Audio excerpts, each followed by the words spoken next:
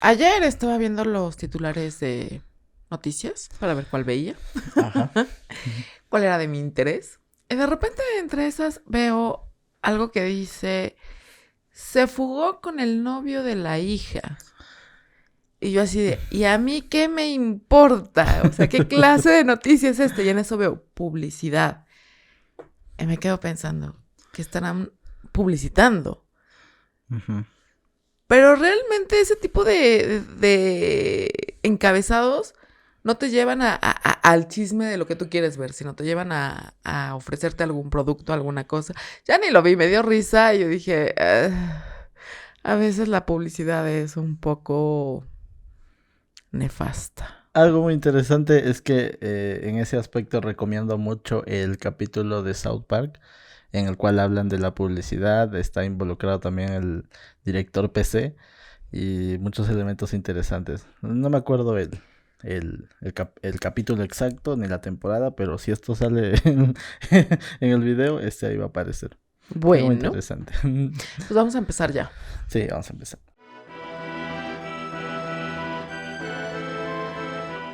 Hola, ¿qué tal, queridos todos? Ya estamos una vez más aquí para hablarles de algo nuevo.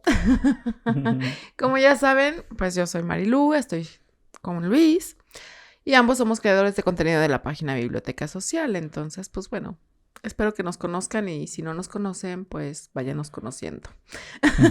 ¿Cómo estás, Luis? Estoy bien, la verdad es que estoy muy bien, emocionado por hablar de este libro. Y como dijimos la semana pasada, vamos a hablar de este libro que se titula Breve Historia de mi vida, escrito por el mismo Stephen Hawking. Este es un libro que nos va relatando parte de su infancia, de sus padres, un poco también de sus abuelos y bisabuelos, y poco a poco va avanzando en lo que ya conocemos que fue su enfermedad y cómo a pesar de su enfermedad pues desarrolló sus teorías en física y cómo pudo hacerse de un nombre independientemente de la enfermedad, ¿no? Pero bueno, para no hacer tanto spoiler voy a dejarlo ahí y vamos ya a empezar. Y pues bueno, vamos a empezar. No lo vamos a hacer como regularmente lo hacemos, que empezamos hablando por los personajes. En este caso, vamos a empezar a hablar con las etapas de la vida de Stephen Hawking. Ay, yo que no quería, pero siempre pasa. Y pues bueno, vamos a empezar con lo que es su infancia y su niñez. Ujú. Bueno, como lo dice Marilu, este libro está escrito por el mismo Stephen Hawking, como ya lo dije, nos va contando su vida, entonces lo vamos a estructurar de esa manera, no vamos a hablar de personajes como tal, ni recursos literarios, todo eso, porque queremos darle valor a la persona. Pero bueno, vamos empezando con la infancia y la niñez de Stephen Hawking, como nos va narrando en este libro. Bueno, nos va relatando que el dinero que tenían sus bisabuelos, lo iban invirtiendo. Y pues poco a poco, digamos que tal vez más los negocios o algo, él tampoco sabe exactamente, pero nos dice que lo fueron perdiendo. Y que luego lo mismo sucedió con sus abuelos. Pero digamos que tenían menos pérdidas, entonces les alcanzó, como ya leímos un extracto la semana pasada, para poder enviar al padre de Stephen Hawking a Oxford. Sí, y es una de las cosas muy interesantes porque el mejor sacrificio que pueden hacer los padres por nosotros es darnos educación, darnos estudios, ¿no? Y ese esfuerzo que hacen los papás por mandarlo a la universidad y que tenga ciertos conocimientos, pues es respetable, la verdad. O sea, muchas Ujú. veces la situación económica no permite a los papás darles tanta educación como tal. Y realmente si te están dando tus papás educación, pues hay que valorarla, ¿no? Ujú. Justamente. Y sobre todo con los sacrificios que están haciendo. Como lo mencionábamos en el capítulo pasado, pues, bueno, cuando leímos el pequeño extracto, fue un gran esfuerzo, hicieron un gran esfuerzo. Pero algo también muy interesante es que todo lo relacionado a la Segunda Guerra Mundial marcó mucho su infancia. Y de hecho, una de las partes que se me hizo muy interesante es cuando menciona que sus padres compraron una casa en Londres a un precio muy bajo, porque muchas personas estaban vendiendo sus propiedades porque decían que Londres iba a ser arrasada por las bombas. Sí, es que, pues bueno, o sea, están bombardeando la ciudad como tal. Y era, pues, lógico, ¿no? Que dices, no, pues, mejor ganarle un poco a quedarme sin nada, ¿no? Y los papás de Stephen Hawking compran una casa, que al parecer todavía está en pie. Ujú. Que dice que cuando sus papás vendieron la casa, pues, muchos arreglos no le hicieron la gente que la compró, que sigue más o menos igual. Entonces, es interesante porque, pues, estás viviendo en una casa que está en un constante peligro por lo mismo de las bombas. Y, pues sí, o sea, también narra que en estos bombardeos, pues, algunas casas fueron derribadas. Ujú. Otra de las cosas que nos narra también que, lo que es Cambridge y Oxford no fueron, bombardeadas, al igual que las universidades de Alemania, porque se hizo un acuerdo, ¿no? Y Ujú. pues ya que estaban en esos acuerdos, ¿por qué no fueron a campo donde no hubiera gente? De hecho, eso es algo que menciona. Dice, se hicieron tratados para no bombardear estos lugares principales, tanto de Alemania como de Reino Unido. Pero hace una reflexión, bueno, termina esta parte haciendo esa reflexión de por qué no hicieron acuerdos de no bombardear, perdón, otras ciudades. Y claro, te deja ahí por la espinilla, ¿no? De por qué no resolver tal vez un poco por el lado pacífico. Pero bueno, ya son temas apartes. Pero también algo muy interesante es que nos menciona que, no recuerdo exactamente si fue un explosivo o algo que fue algo que cayó cerca de su casa, bueno, a 3 cuadras si no me equivoco, y que ahí jugaba con sus compañeros, con sus amigos. Algo Sí, muy chistoso. justamente, pues él dice una bomba. Pero no, o sea, no nos dice exactamente si fue algo que detonó o no, porque sabemos que algunas bombas pues no llegaron a detonar. Entonces, nos dice que dejó una marca en el terreno y que ahí jugaba con sus amigos. Interesante, ¿no? Ay, no sé. Tuve una infancia bastante feliz, y no puedo imaginarme la angustia de estar en un sitio así. Yo creo que si me hubiera tocado en mi infancia vivir una situación similar, tal vez mis nervios no lo hubieran soportado. Entonces, Pues es probablemente, mira, nosotros lo vemos desde nuestra perspectiva actual, que no hemos sufrido una guerra como tal, o algo parecido a la Segunda Guerra Mundial o la Primera, pero también hay que entender que los niños, o bueno, todas las personas cuando pasamos por esa etapa de niñez, muchas veces no, como te digo, no nos detenemos a analizar cada aspecto, y es más el sentido de jugar con lo que tenemos. de cierta manera sí, de cierta manera sí. Pero pues bueno, vamos a lo que es su adultez y bueno, su familia y sus estudios. Ujú. Es algo interesante de cómo narra el principio de sus estudios, que para llegar a la universidad, todo lo que tuvo que hacer, estudiar en Oxford, y la idea que tenía su papá, ¿no? De si era matemático o físico, pues realmente no había como mucho campo para desarrollarlo, ¿no? Y lo obliga a tener clases de química y biología. La biología no le gustaba, pero la química sí. Y es que sí, o sea, la química puedes llegar a ser un tanto emocionante, sobre todo cuando mezclas componentes o elementos que no se llevan muy bien, que digamos, y provocas algunos olores bastante raros, explosiones o que se derrame o reacciones, ¿no? Obviamente. Entonces, entiendo esa parte y me sentí como identificada con eso porque es algo que me gusta de la química, las reacciones que puede llegar a tener o que puede haber, ¿no? Con el choque de elementos o la mezcla. Entonces, eso me gustó mucho. Este, Otra de las cosas que sí a mí me gusta lo que es la biología y pues sentí feo que no le gustara. Pero Eso es algo muy curioso, porque él nos deja claro de que no fue tal vez el alumno más, por decirlo así, proactivo, que tenía un coeficiente intelectual, se podría decir llamativo, e incluso dice que sus compañeros lo llamaban Einstein, que tenía un coeficiente intelectual alto, sí, pero él decía que no era pues, el estudiante más proactivo. Entonces no tenía muy claro qué iba a hacer con su vida. Pero eso es algo muy interesante porque nos sirve como reflexión, porque algunas personas dicen, pues esa persona, no sé, tiene 160 de IQ y va a ser un genio y le va a ir bien en la vida. Y muchas veces no es así. Así como el caso contrario, que a veces tenemos el prejuicio de porque alguien tal vez no pasa un examen de cualquier materia, lo que tú quieras, creen que le va a ir mal en toda la vida.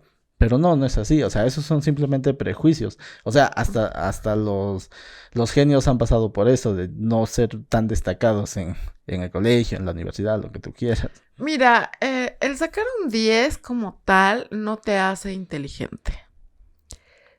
Digamos que eres alguien dedicado que quizá te hayas puesto a estudiar y echarle ganas y te quemaste las pestañas o que tienes buena memoria o que eres alguien muy bueno copiando, ¿no? Son muchos factores, o sea, un 10 no te puede decir absolutamente nada.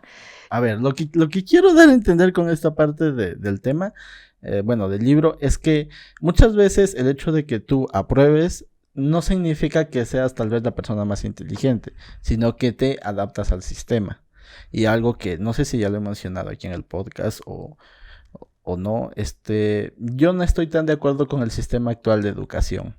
Creo que hay muchas fallas que no nos hemos tomado el tiempo de analizar y mucho menos los gobiernos se han tomado el tiempo de corregir.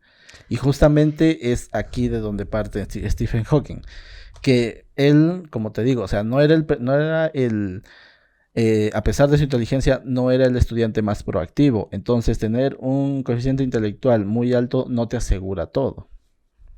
No te asegura nada. A final de cuentas, digamos que es la voluntad o las ganas o los sueños que tú tengas lo que te va a llevar a hacer o no hacer. Porque muchas veces puedes tener toda la inteligencia del mundo, pero cero ganas, ¿no? O cero ambición. Entonces, te puede llevar a nada. Uh-huh. Y justamente es eso, ¿no? A lo mejor no era el mejor alumno, digamos, sí, o sea, tenía sus calificaciones en un nivel, pues no bajo, pero sí medio alto, pero a fin de cuentas eso no definió realmente quién era él como tal, ¿no? Sino fueron sus sueños y bueno, nos cuenta que ya en la universidad lo que estudia, pues es física. Y aunque no llevó un curso de matemáticas como tal, pues se defendía, ¿no? De hecho, esa es la parte muy interesante también, justamente relacionado con la educación, que él dice que gran parte de su vida no recibió educación de matemáticas como tal, o sea, se educaba en la física y la física lleva matemáticas, pero él no tuvo educación, él no recibió educación de matemáticas pura como tal. Entonces, eso es algo muy interesante porque para él fue más intuitivo, ¿no? Fue más el hecho de trabajar, las matemáticas la trabajaba junto con su verdadera pasión que era la física y la cosmología, obviamente. Entonces, todo esto es muy interesante porque creo que nos da una pequeña enseñanza de que tal vez, si bien es cierto, si necesitas ciertos conocimientos, también tienes que poner de tu parte. Y de hecho, justamente estaba escuchando a un streamer que tiene el nombre de su canal, el Físico Gamer. Me gusta verlo porque ahí hace algunas explicaciones interesantes, pero él decía algo. Bueno, contaba su experiencia con respecto a cuando hizo su maestría. Y él dice, para mí la maestría fue más difícil que el doctorado que está estudiando hoy en día. ¿Por qué? Porque cuando él estaba en la universidad, digamos que él podía recurrir a libros o a otros artículos, ya sea en internet o en libros también, ¿no? Otras fuentes para sus estudios, para seguir en su carrera de licenciatura. Pero cuando él llega a hacer la maestría, no, digamos que es otro nivel de educación en el cual pues ya no todos han llevado esa línea. O sea, hay algunos que se quedan en la licenciatura o se estancan ahí y ya no siguen. Pero en cambio, ya dar un paso más allá, pues es complicado porque no todos lo hacen. Y él decía justamente, para la licenciatura ya no tuve muchas opciones de investigación. O sea, ya buscar esa información en internet ya no era tan fácil y podía encontrar una u otra cosa, pero la mayor parte tuvo que dedicársela él mismo a hacerla y otra parte apoyarse en sus compañeros. Ese mensaje que él dio me gustó, pero es algo que también noto mucho en lo que nos cuenta Stephen Hawking. Mira, sí es verdad que todas las carreras universitarias llevan matemáticas. Son matemáticas que puedes manejar a final de cuentas, o sea, no es tan complicado. Y siempre te puedes dar la maña o la manera de ver cómo afrontar eso, ¿no?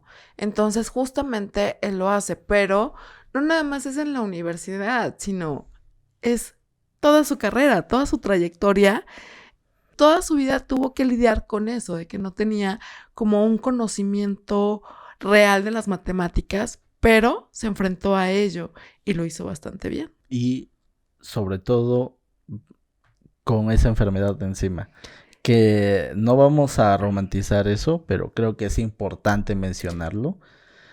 Pero ya vamos a llegar ahí. El detalle es que también mientras estaba estudiando fue cuando le detectaron pues esta enfermedad, ¿no? De la esclerosis lateral amiotrófica. Le detectan la enfermedad y él se deprimió. Y creo que una reacción muy humana. Ah, seguramente llegará algún payaso, tengo que decirlo, algún payaso que diga que porque se deprimió o que no debería deprimirse, todo lo que tú quieras. Pero en realidad es una reacción muy humana. Es una reacción muy humana porque no es una enfermedad muy fácil de enfrentar, perdón. Y segundo, porque quieras o no, va a afectar en cierta medida a las personas que estén a tu alrededor. Como toda enfermedad. Entonces, él se deprime y cree que ya, por un momento, cree que no es necesario tal vez ya terminar el doctorado. Pero también se pone a pensar, o sea, dentro de su momento de depresión, que es muy normal, es muy lógico y pues a cualquiera nos puede llegar a pasar algo así. Y que sí vas a llegar a un momento en que te vas a venir pero para abajo, ¿no? Pero pues también él se pone a pensar y dice, tengo poco tiempo. Entonces, si quiero hacer algo, lo tengo que hacer ya. Uh-huh. Y eso es lo que le da como el impulso, bueno, más bien la velocidad. No el impulso, porque el impulso ya lo traía, porque ya traía su idea de estudiar y de querer ser y qué hacer. Pero pues viene la enfermedad y dice, no tengo mucho tiempo. Es algo muy curioso y muy interesante porque tuvo bastante tiempo e hizo bastante, ¿no? De hecho, nos comenta también que le daban máximo 2 años, si no me equivoco, 5, no recuerdo bien exacto, pero muy poco tiempo, o sea, unos cuantos años después de que le detectaron la enfermedad, dijeron, ¿sabes qué? Probablemente vayas a fallecer en poco tiempo. Entonces, claro, muchos se equivocan, creen que esto fue una motivación para él, pero no fue una motivación que se enterara de su enfermedad, sino yo lo veo más como que fue un empujón, porque la motivación ya estaba, o sea, él quería estudiar el universo, tenga o no la enfermedad, él quería dedicarse a eso. Ya tenía su visión, ya estaba siendo más proactivo para llegar a eso, pero se entera de la enfermedad y yo creo que fue más de darle un poquito de velocidad, porque como lo mencionas, pues fue de me queda poco tiempo, tengo que moverme rápido y hacer lo que quiero hacer. Sí, justamente, pero también es algo curioso porque estaba con la universidad, con planes de boda y le llega lo de la enfermedad. Entonces se casa, termina la universidad, empieza su investigación y pues bueno, empiezan lo que es, su cuerpo se empieza a atrofiar por la misma enfermedad. Entonces, pues sí nos cuenta que fue un poco complicado, tener que buscar una casa en la cual pudiera caber su silla de ruedas y que él pudiera estar y andar libremente por el espacio de la casa, que le quedara cerca de la universidad para también poderse desplazar. Y en un principio, pues siempre traía lo que era una silla de ruedas normal, sin que fuera eléctrica ni automática, ni mucho menos, sino de las que se impulsan con esfuerzo humano. Y la cuestión es que él no podía impulsar su propia silla. Entonces siempre tenía que haber alguien que lo llevara y lo trajera. Entonces nos narra esto y pues también que de repente pues se iba a seminarios y cosas así. Y es curioso porque ahí sí me quedé pensando de, ¡ay, en la torre! Porque recién tuvo su primer hijo y se fue a un seminario, se lleva a la esposa es madre primeriza, él no la puede ayudar con el bebé, entonces imagínense toda la carga para la mujer. Pobre mujer, o sea, no era cuidar un bebé, era cuidar dos. Entonces sí es como muy complicado, pero a pesar de todo, lograron como pareja pues afrontar esas dificultades y es interesante. Sí, sobre todo porque llegaron a tener 3 hijos. Cualquiera pensaría que viendo las dificultades y todo tendrían solo uno, pero llegaron a tener 3 hijos. Entonces, eso demuestra realmente que sí se entendían muy bien como pareja.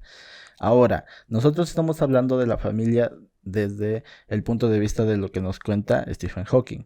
No vamos a entrar en chismes ni nada de eso, pero creo que hay reacciones que nos va contando Stephen Hawking que creo que son muy humanas. Obvio. De todos los lados, el que tú quieras verlo, son reacciones muy humanas, comprensibles y hasta te diría que hasta yo las podría hacer.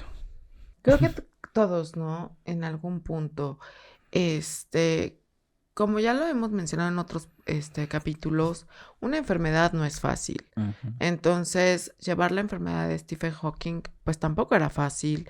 Y sobre todo que afectaba demasiado a los que estuvieran a su alrededor. Digo, aún así tuvo una vida bastante interesante, bastante plena.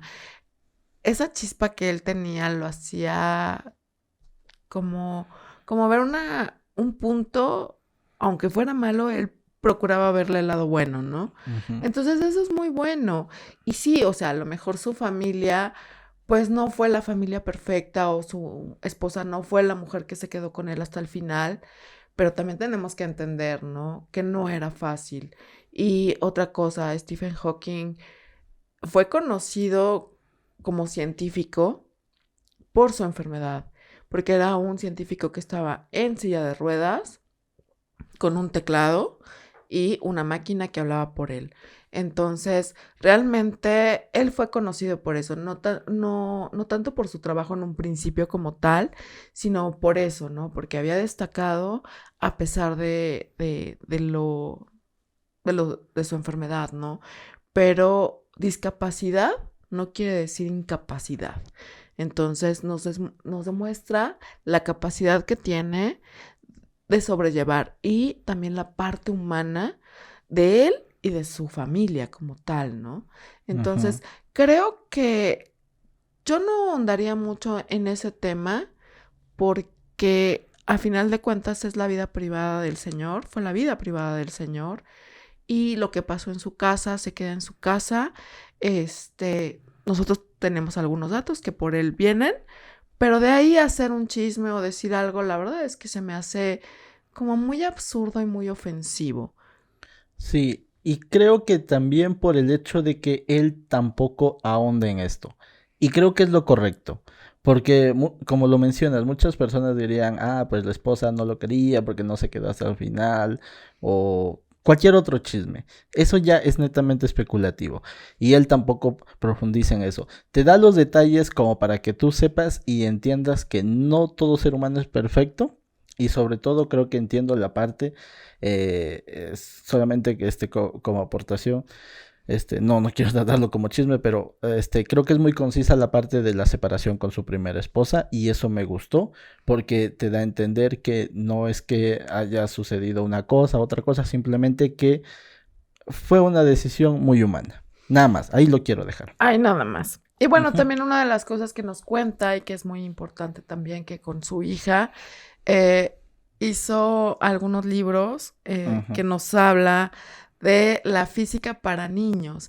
Y eso es muy interesante y es un trabajo que debería de fomentarse más, ¿no? Porque cuando eres niño te vienen las dudas de por qué el cielo es azul, por qué cuando anochece se oscurece, por qué llueve, por qué Ujú. crece el pasto, por qué crecen las flores, por qué cuando se va la luz no se va la luz de los coches, ¿no? Lo sé. Sí, se podría decir que tal vez para algunas personas sean insignificantes, pero una explicación tan bien estructurada para niños es algo muy bueno, la verdad. Sí, la verdad es que sí. Y podrías evitarte el ¿y por qué?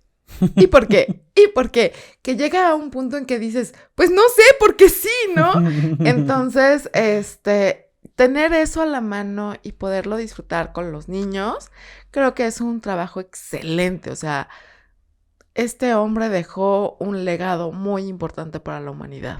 Sí, y justamente vamos a eso porque una de sus aportaciones muy buenas para la física justamente fueron sus teorías que quiero empezar con algo y es que muchos se preguntan si era tan bueno o un genio, ¿por qué nunca le dieron el Nobel de física? Y esto es un poco complicado porque muchas veces uno de los requisitos para ganar el premio Nobel es que tu teoría sea demostrada.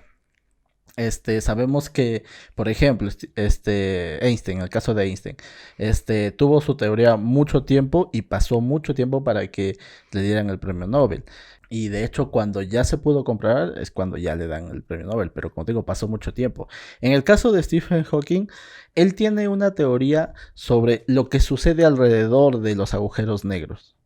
Y es muy complicado observarlos. Incluso hoy en día, atendiendo la tecnología que tenemos, es muy complicado como para darle validez a su teoría. Es una teoría muy interesante, pero digamos que todavía creo que no tenemos la tecnología para darle validez. Entonces, por eso, pues nunca ganó el premio Nobel. Pero lo que sí espero es que cuando se compruebe realmente le den póstumamente el premio. Verás que sí, la verdad es que sí, yo siento que sí se va a llegar a comprobar, esperemos que sí, porque la verdad su trabajo dejó mucho, material. Él trabajó bastante, dejó su teoría como tal, realmente da un avance hacia lo que son los agujeros negros, pero hubo uno que me llamó la atención, ¿no? Y es el viaje en el tiempo, que habla y que estuvo investigando sobre los viajes en el tiempo, pero obviamente pues tuvo que ocultar el nombre de viaje en el tiempo porque pues lo De hecho, iban... todos los Sí, científicos que tenían la idea del viaje en el tiempo. sí, ocultan el nombre de viaje en el tiempo porque pues imagínense, o sea, de repente un gobierno ve que están viendo eso y dice, no, a ver, espérate, ¿no? Entonces, es muy interesante cómo lo ve y él dice que no es posible, un viaje en el tiempo como tal, pero lo desarrolla de una manera muy interesante porque te lo deja en duda si realmente es posible o no es posible. Sí, mira, él dice que es imposible. Stephen Hawking dice es imposible, pero sería muy interesante que sí sea cierto. Y de hecho, le ponen un nombre a... O sea, cuando hablaban entre científicos, dice que no usaban la expresión de que estamos investigando el viaje en el tiempo, sino usaban otra expresión que no va a aparecer ahí. No va a aparecer ahí, lean el libro. Sí, lean el libro porque es muy que interesante. No son nada más un nombre, Es son que, varios. Es que usa toda una frase muy técnica que tú dirías, esto trata sobre alienígenas, cualquier otra cosa. Pensarías que, no sé, puede ser alienígenas o puede ser el estudio de un bosque, no sé. Es una frase muy técnica. Lean el libro para que vean qué frase. Sí, pero justamente creo yo que es la frase adecuada para esto.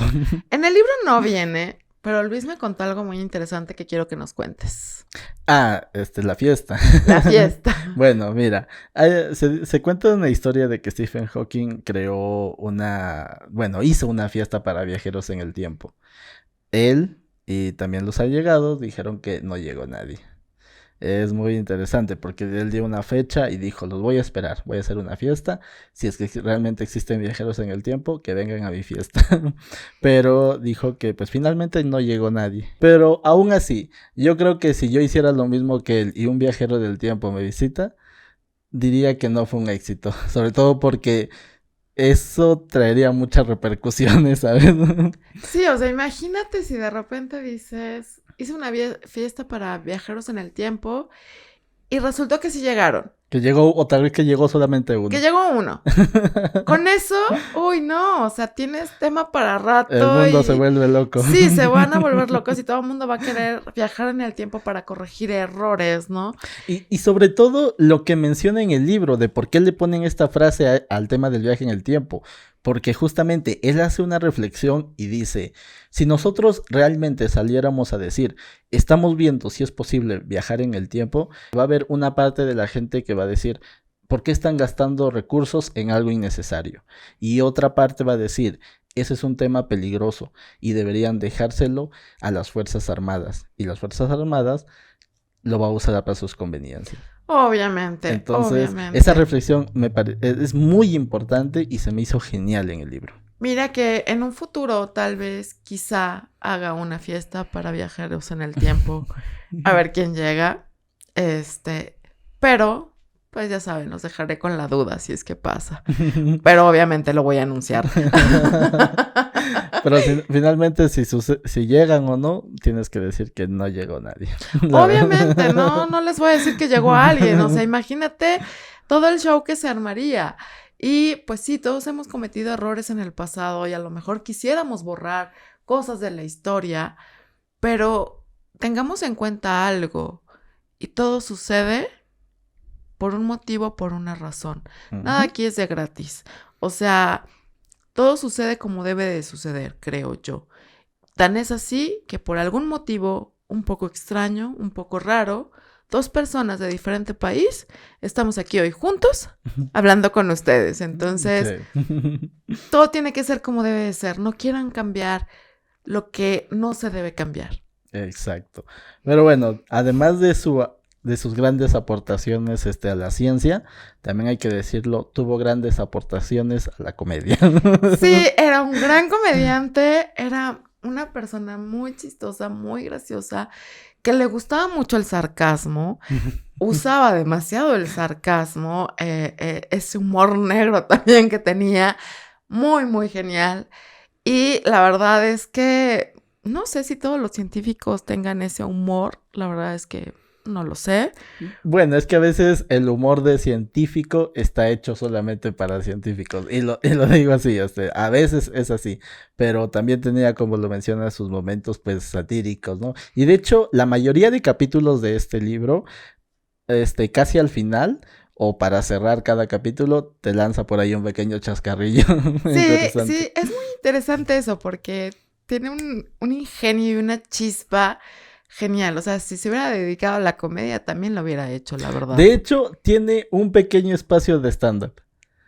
Hay un pequeño espacio y uno de sus chistes que hizo de ese stand-up que me gusta es que dice, aquí las personas me preguntan, o sea, está haciendo su stand-up y dice, aquí las personas me preguntan, me hacen una pregunta y yo les contesto a través de una máquina.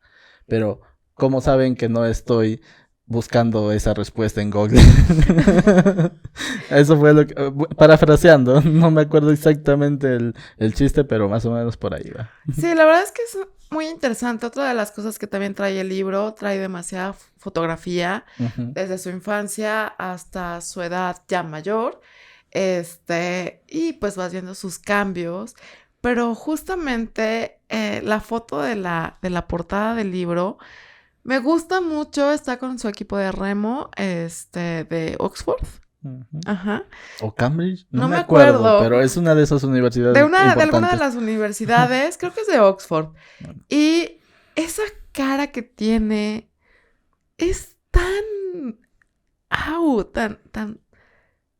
alegre, tan jovial, tan ligera, que te dan ganas de estar en ese mismo lugar con él. O sea, la verdad es que te invita a... Entonces es alguien que realmente tenía como ese carisma de atraer a la gente, ¿no? Por eso, cuando yo vi el libro, dije, lo quiero. Porque esa portada es genial. O sea, está él ahí con sus amigos y se nota justamente en esa portada la chispa que tiene. Me gustó mucho. De las cosas que nos muestran es estando en gravedad cero, como está flotando. Su cara te dice mucho. Su cara te dice muchísimo. Entonces es algo genial. La verdad es que haber convivido, o sea, las personas que estuvieron a su alrededor tuvieron la gracia y la fortuna de estar con un ser lleno de luz, lleno de alegría, de vida, de magia. O sea, alguien realmente que nos deja algo muy, muy interesante, muy importante para la ciencia y también nos deja mucha reflexión. Y es, ouch, algo bueno, algo realmente que debemos disfrutar y debemos agradecer como tal. Porque la verdad, el señor Stephen Hawking fue un gran ser humano y en toda su plenitud de la palabra, ser humano. O sea, Sí. Y porque también, entre esas personas que convivieron con él está, por ejemplo, John Oliver, una de las entrevistas muy interesantes y, perdón si no estamos explayando, pero me gustó esa parte en la cual le dice, John Oliver le dice, usted dice que existen muchos universos, o que hay la posibilidad de que existan muchos universos, entonces significa que en uno tal vez yo sea más inteligente que usted. Y Hawking le dice, sí, e incluso seguramente hay uno en el cual tú seas más gracioso. También sus apariciones en The Big Bang Theory con Sheldon. Esa parte, si encuentran ese fragmento en la conversación entre Stephen Hawking y Sheldon, búsquenla en inglés. El doblaje en español no está mal, al ibérico y al latino, pero se disfruta más en inglés. Sobre todo por cómo se responden, cómo uno responde al otro. Búsquenlo en inglés. sí, la verdad es que es genial en inglés. Y pues bueno, ¿qué podemos decir? Hay mucho más que decir sobre Stephen Hawking, pero bueno, el tiempo se nos acaba. Y realmente, si puedan, lean el libro y no lo lean por el chisme de la familia, de todo lo que pasó, ¿no? Léanlo porque realmente aquí nos va demostrando, nos va describiendo quién fue Stephen Hawking. Más allá de la enfermedad, más allá de cualquier teoría sobre su familia, no lo lean por eso. Lean para que conozcan cómo es un ser humano que ha pasado por diferentes etapas, que tuvo una idea sobre su carrera y cómo desarrolló esa carrera. Justamente, y bueno, yo lo que les recomiendo es que primero lean Breve Historia de mi vida y después vean La Teoría del Todo, que es su película y que el actor que lo hace lo interpreta de una manera genial. La verdad es que es una muy buena actuación y pues se los recomiendo para complementar un poco el libro. Sí, una muy buena película en general, la verdad.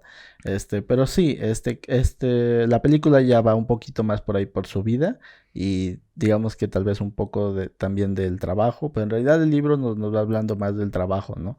Y sobre todo desde su punto de vista. Y creo yo que es lo suficientemente detallado, conciso y bien explicado como para no tener que usar términos técnicos, porque tal vez algunos pensarán que por ser pues un libro de Stephen Hawking tenga muchos términos técnicos y los tiene en tal vez 2 o 3 capítulos, pero es para explicar cuál fue su teoría y su trabajo con sus colegas. Pero más allá de eso, como digo, también está la parte de su vida y cómo él nos la va narrando, ¿no? No, y además lo narra de una manera que todos lo entendamos. Uh-huh. De hecho, él mismo lo dice. Entonces, pues ahí se los dejamos, una muy excelente recomendación y sobre todo mucho aprendizaje. Y bueno, esto ha sido todo por nuestra opinión. La verdad es que ha sido uno de los mejores libros, debo decirlo, que hemos leído en esta temporada. Y bueno, nada, estamos un poco emocionados, así que bueno, vamos a pasar al siguiente bloque a ver qué hacemos la próxima semana.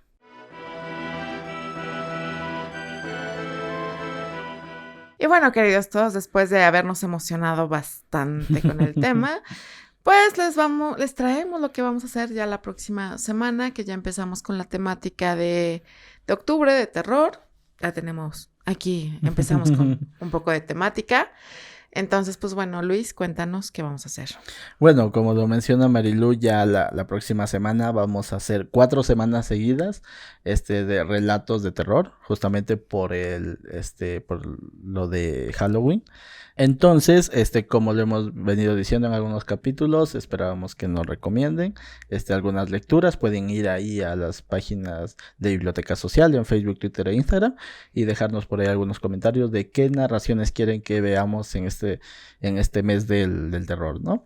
Entonces, para la próxima semana, como ya vamos a empezar con un cómic. Y este cómic es El Bosque de los Suicidas, de Juan Antonio Torres, alias El Torres, y Gabriel Hernández Gualta. Un cómic interesante que vamos a ir hablando por ahí, un nombre interesante y sí tiene que ver con el bosque que está frente al monte Fuji, ¿no? Es Fuji. Me lo imaginé que algo Justamente tenía que ver por ahí.